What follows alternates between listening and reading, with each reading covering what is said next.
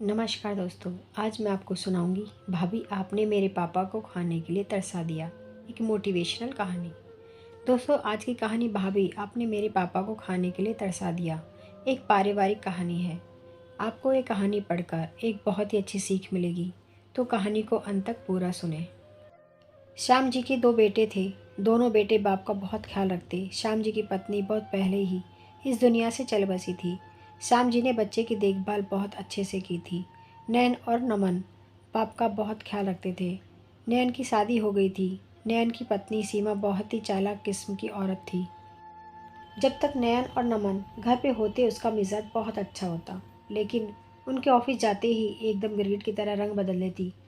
आज जब बेटे दोनों ऑफिस के लिए जल्दी निकलते हैं तो श्याम जी ने आज हिचकिचाते हुए टोक लिया। हाँ पापा बोलिए, कुछ चाहिए क्या?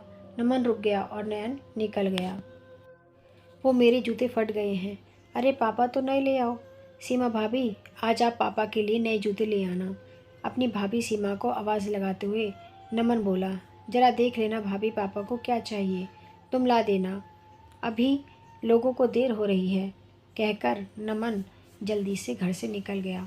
नमन और नयन के घर से निकलते ही सीमा ने कड़ी नज़रों से अपने ससुर की तरफ देखा। आपको इतना भी नहीं पता कि घर से बाहर जाते हुए किसी को टोकना नहीं चाहिए? क्या हो गया है आपके जूतों को? सारा दिन तो घर में पड़े रहते हैं, फिर भी नए जूते चाहिए। दोनों बेटे बेचारे सारा दिन अपने सर खपाते रहते हैं और इधर इनकी भी फिजूल खर्ची खत्म नहीं होती। श्याम जी बिल्कुल छोटे बच्चे की तरह अपनी बहू की डांट खाकर भी चुप रह गए। इतना बखेड़ा होने के बाद भी श्याम जी के नए जूते तो नहीं आए और ना ही दोनों बेटों ने इस ओर ध्यान दिया, क्योंकि नयन अपनी पत्नी पर और नमन को अपनी भाभी पर अंधविश्वास था कि वो उसके पिता का बहुत ध्यान रखती है। ऐसा हो भी क्यों ना, क्योंकि जब तक दोनों भाई घर में रहते थे तो सीमा अपने ससुर के साथ बहुत अच्छा व्यवहार करती थी। देवर और पति को दिखा दिखा कर अपने ससुर के लिए चाय नाश्ता बनाती थी। इसी विश्वास में आकर ही घर की सारी बागडोर नयन ने अपनी पत्नी के हाथ में सौंप रखी थी।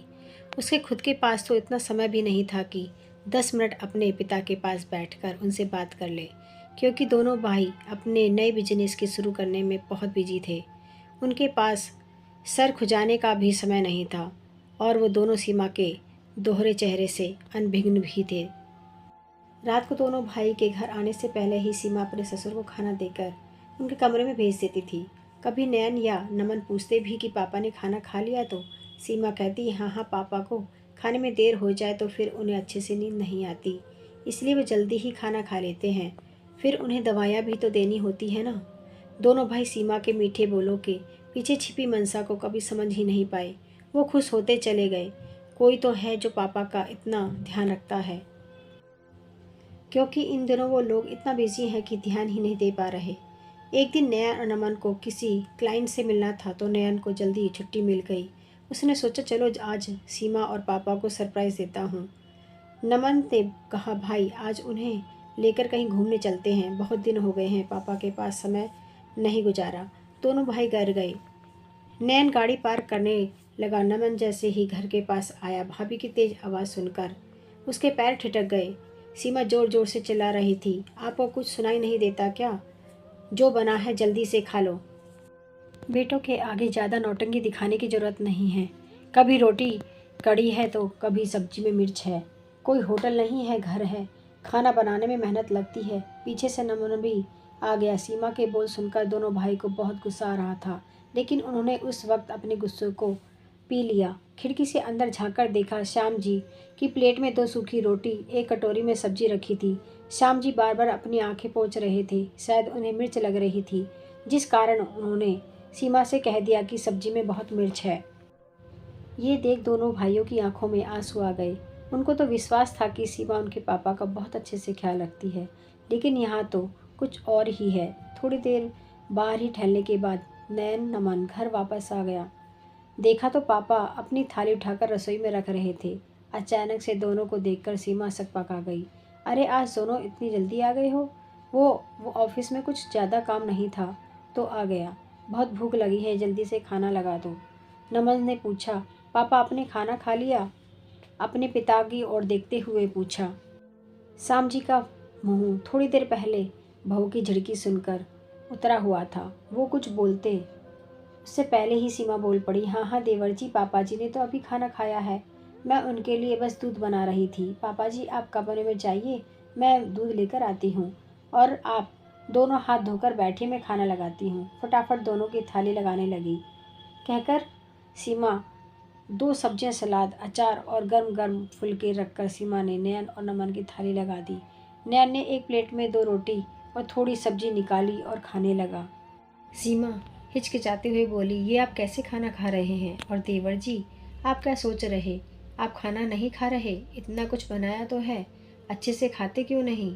हम दोनों भाई तो देख रहे थे कि पापा रोज कैसा खाना खाते हैं, जो तुम उन्हें हमारे आने से पहले बड़े प्यार से खिला रही थी। नयन की बात सुनकर सीमा हकलाने लगी। नयन लाल आंखों से सीमा को देख रहा था। नमन बोला, भाभी हमने आप पर विश्वास किया और आप मेरे पापा के साथ ऐसा व्यवहार करती हो। अरे आज हम दोनों जो भी कुछ हैं उन्हीं की बदौलत है। नयन बोला, तुम्हारी हिम्मत कैसे हुई मेरे पापा से ऐसे बात करने की? मैं तुम्हें पापा के सामने बेइज्जत नहीं करना चाहता, इसलिए तुम्हें समझा रहा हूँ। आज के बाद पापा रोज हम लोगों के साथ खाना खाएंगे। दरअसल गलती तो हम भाइयों की ही है, जो हमने अपने पापा को थोड़ा सा समय भी नहीं दे पाए। सीमा डर से कांप रही थी, क्योंकि आज उसका दोहरा चेहरा उसके पति और देवर के सामने आ चुका था। दोनों भाई उसी समय अपने पापा के कमरे में गए। उनका हाथ अपने हाथों में लेकर बोले, पापा आप हमें माफ़ कर दीजिए, हम आपकी तकलीफ़ समझ नहीं पाए, लेकिन आज के बाद आपको शिकायत का मौका नहीं देंगे। आपको किसी भी चीज़ की ज़रूरत हो या कोई भी तकलीफ़ हो तो हमें बेझिझक कहिएगा। और हाँ, आज के बाद बाप बेटा एक साथ खाना खाएंगे।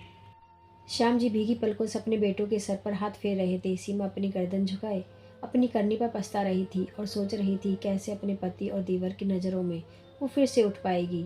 वो इतना कैसे गिर गई? क्या उनकी जगह मेरे पिता होते तो भी मैं ऐसा करती? सीमा ने भी ससुर से माफ़ी मांगी, लेकिन नयन और नमन ने दोबारा सीमा के भरोसे अपने पिता को नहीं छोड़ा। अब वो समय निकालकर खुद अपने पिता का ध्यान रखते थे, क्योंकि एक बार भरोसा टूट गया था। अब दोबारा वो ऐसा नहीं करना चाहते थे। श्याम जी को अब हर समय ताज़ा खाना खाने को मिलता था। बेटे भी बहुत ख्याल रखते थे अपने पिता का। श्याम जी अब बहुत खुश रहते थे, ऊपर वाले का शुक्रिया अदा करते कि उनको इतना प्यारे दो अनमोल रतन दिए हैं। धन्यवाद।